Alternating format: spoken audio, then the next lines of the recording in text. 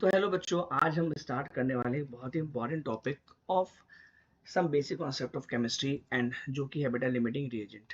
बेटा ये एक बहुत ही ज़्यादा इंपॉर्टेंट टॉपिक है और इसके लिए आपको ऑफ केमिकल इक्वेशन बहुत ही अच्छे से आनी चाहिए बच्चों। ठीक है, तो मैं चाहता हूँ कि आप उसकी प्रैक्टिस बहुत ही अच्छे से कर लें।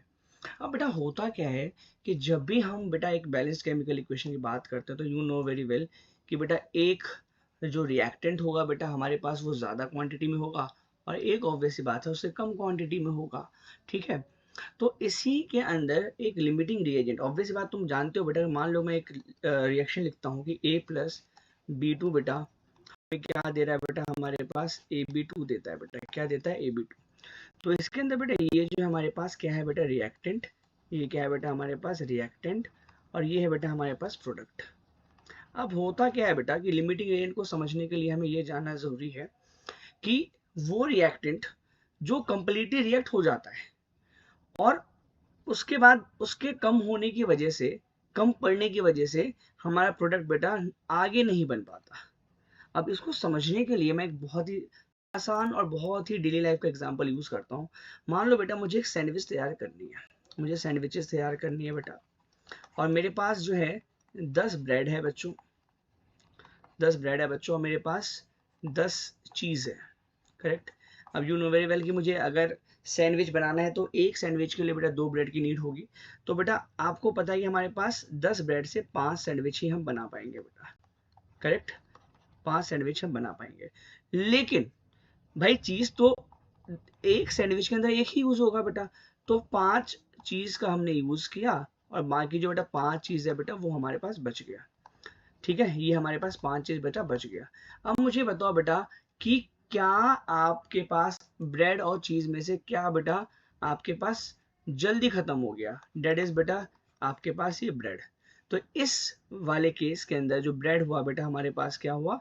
हमारा लिमिटिंग रिएजेंट, जिसने हमारे प्रोडक्ट सैंडविच को बनने में रुकावट डाल दी बच्चों, है ना। तो यही बेटा हमारे पास लिमिटिंग रिएजेंट का कॉन्सेप्ट है कि वो रिएक्टेंट विच रिएक्ट कंप्लीटली, जो पूरा कंप्लीट हो गया बेटा, डेट इज ब्रेड था यहाँ पर इस केस में, एक गिवन केमिकल रिएक्शन के अंदर। ठीक है, तो यहाँ पर ब्रेड बेटा हमारे पास क्या हुआ? केमिकल रिएक्शन के अंदर लिमिटिंग रिएजेंट। अब बेटा यहाँ पर हम एक एग्जांपल लेंगे, जैसे मैंने अभी लिखा है a प्लस बी टू और हमें दे रहा है बेटा AB2। तो जैसा अगर स्टोइकियोमेट्री आप जानते हो बेटा तो आपको पता है कि यहाँ पर एक मोल है, एक मोल एटम ऑफ ए, वो एक मोल मॉलिक्यूल ऑफ B2 से रिएक्ट कर रहा है बेटा, और एक मोल ऑफ AB2 मॉलिक्यूल दे रहा है। अब मानो मैंने तुमसे बोला कि भैया 100 एटम जो है बेटा वो ए के रिएक्ट कर रहे हैं बेटा, 300 एटम बेटा किसके? 300 मॉलिक्यूल, अगर वो B2 तो मॉलिक्यूल है बेटा, 300 मॉलिक्यूल ऑफ B2 से रिएक्ट कर रहा है। तो बताओ कि 100 एटम ऑफ ए और 300 मॉलिक्यूल ऑफ B2 के लिए बेटा कौन लिमिटिंग रिएजेंट है? तो आपको पता है बेटा कि एक मोल के लिए मुझे एक मोल B2 रिएक्शन के लिए मिल रहा है। तो बेटा 300 एटम के लिए तो 300 एटम ऑफ ए मिलना चाहिए ना बेटा, क्योंकि ज्यादा में देखते हैं हम लोग। मतलब हमारे पास गिवन क्या बेटा, 300 molecule of B2 and 100 atom of A. तो बेटा मुझे देखो 1 mole of A 1 mole of B2 से बेटा क्या कर रहा है? रिएक्ट कर रहा है एज पर गिवन। तो बेटा मुझे 300 एटम के लिए 300 मॉलिक्यूल, 300 मॉलिक्यूल ऑफ B2 के लिए 300 एटम ऑफ ए भी चाहिए थे, बट गिवन कितना है बेटा हमारे पास? 100 एटम ऑफ ए। इस वजह से बेटा इस वाले केस के अंदर जो ए है हमारा वो लिमिटिंग रिएजेंट है बेटा। क्यों?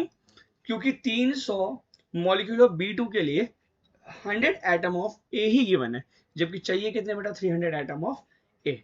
तो आई होप बेटा आपको लिमिटिंग रिएजेंट बहुत अच्छे से समझ में आया होगा।